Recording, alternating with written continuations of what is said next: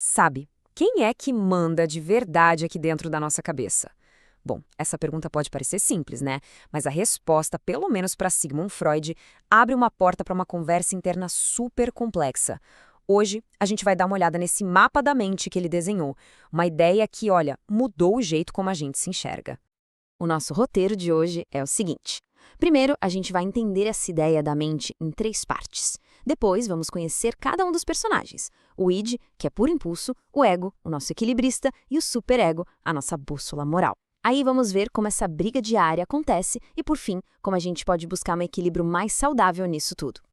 Então, para começar, a primeira grande sacada é que a nossa mente não é uma coisa única, sabe? Pelo contrário. Para Freud, é como se fosse um sistema super dinâmico, quase um palco mesmo, onde três, digamos, personalidades bem diferentes estão o tempo todo interagindo. E aí que tá o ponto central, né? Porque uma decisão que parece boba, tipo, o que comer, o que responder naquela mensagem, na verdade, no fundo, é o resultado de uma baita negociação, ou às vezes de um conflito mesmo entre essas várias partes que moram dentro da gente. Ok, então vamos conhecer o nosso primeiro personagem. Quem entra em cena primeiro é o id.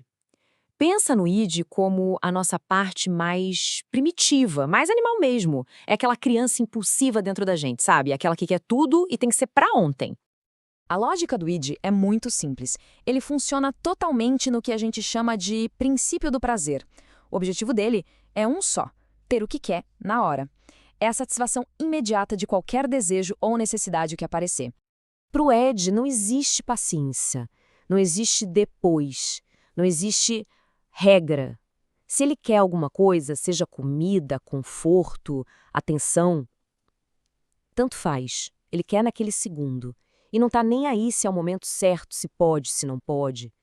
É como se a voz do ido fosse um grito, sabe? Um impulso puro.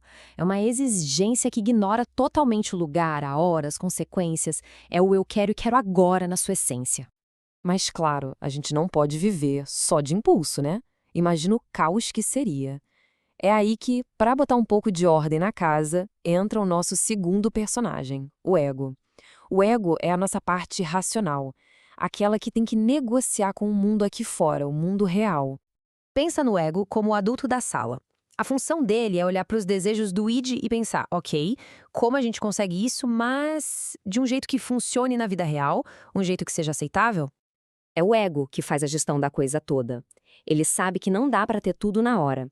Então o que ele faz? Ele negocia, ele planeja e, o mais importante, ele adia a recompensa. Ele encontra o momento certo e o jeito certo de satisfazer um desejo sem criar uma confusão. Ou seja, a voz do ego é a voz da razão, da praticidade. Ele reconhece o desejo do id, mas o filtra através das regras da realidade para evitar problemas. Bom, para fechar o nosso trio, falta o superego. E quem é ele? Pensa no superego como aquela vozinha da consciência, sabe? É o nosso banco de dados interno de todas as regras, da moral, de tudo que a gente aprendeu que é certo e errado na vida. Ele é construído tijolinho por tijolinho, com os valores que a gente pegou dos nossos pais, dos professores, da sociedade. É literalmente a nossa bússola moral interna. E o trabalho do superego é nos empurrar para agir de um jeito perfeito, moralmente falando. Quando a gente pisa na bola, ele vem com a culpa, com a vergonha. E quando a gente acerta, ele dá aquela palmadinha nas costas com o orgulho. A voz do superego é muitas vezes bem crítica, bem julgadora. Para ele, a questão não é só esperar para comer o bolo como o ego faria. A questão é julgar o próprio desejo como certo ou errado. Ok, agora que a gente conhece os três personagens, o palco tá montado. E é aqui que o drama começa de verdade. O nosso dia a dia vira um cabo de guerra constante entre eles. E é exatamente desse conflito que nascem muitos sentimentos que a gente conhece bem, como ansiedade e culpa.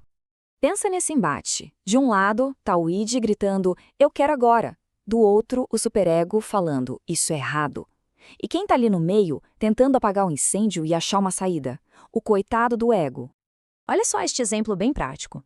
Imagina um dia de estresse no trabalho. O id diz, chega, não aguento mais, vou largar tudo. Aí vem o superego. De jeito nenhum, você é irresponsável? É errado fugir dos seus deveres.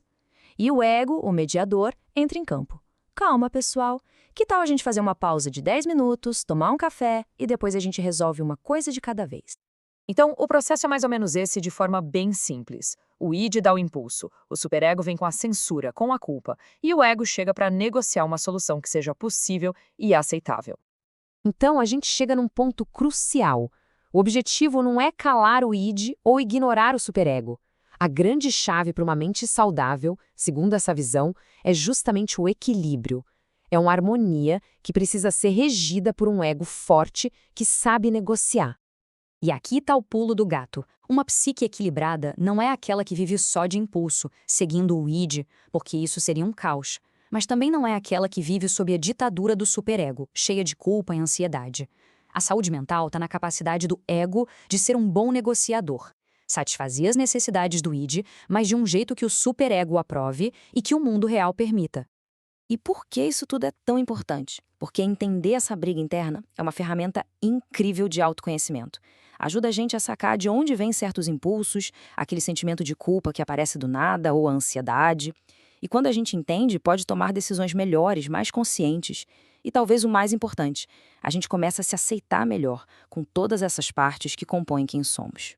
Para a gente fechar, fica aqui uma provocação para pensar. Já que o superego é esse juízo interno tão severo, o que aconteceria se a gente tentasse se libertar só um pouquinho dessa culpa, dar um pouco mais de autonomia para o ego negociar? É uma pergunta interessante, né, que nos convida a olhar para esse equilíbrio dentro da gente.